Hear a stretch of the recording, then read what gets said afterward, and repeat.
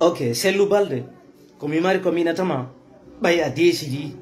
a wadi ka kilema fiyo mission ma o resisu fiya poste ministériel en fiyo mission gawal on resisu malal kadi fiyo hebu poste Alpha Bakar on jodi kedo on sikki o bonnay fi Fouta Jallow wawata marsideni billahi marsidani ngal afir do ngal afiro silon fala hawtindira leydi ni e kambo mum fiyo jamala kino yute ba mo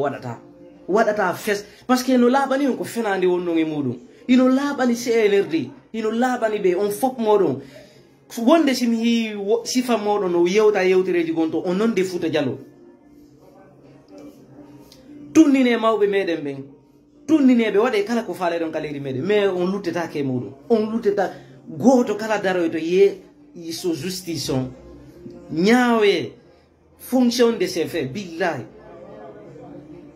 onon don sikkude jama on ko feetube goto wona feetu do kaleedi meden do acce famingol hoore monu onon ko intérêt mon personnel onon défendre o nouvelle constitution mo wonno imposande do jama fenande burunde do e hoore ko fenande ko Mamadi etti kon fo 5 septembre umno fus e modu respectaka inno nodo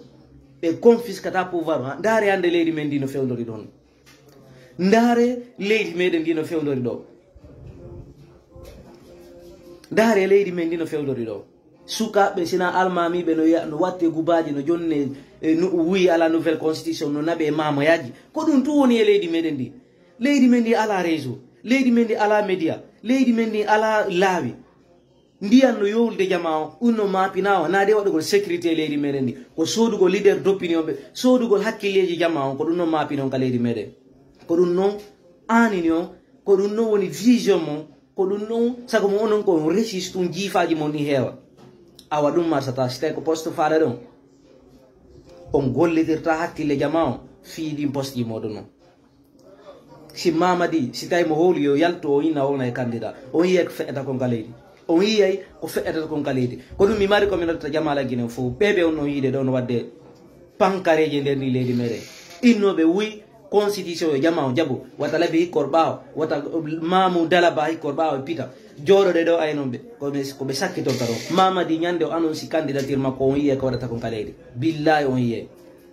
on yiyay few par ce que joni ko kamɓe suɓoto yaadeteɓe élection ko kamɓe suɓoto ko honto votoyte ko kamɓe suɓoto ko honnum faala ɓe confisque pouvoir on ɗum no laaɓani jama o ndaare almamiɓe hande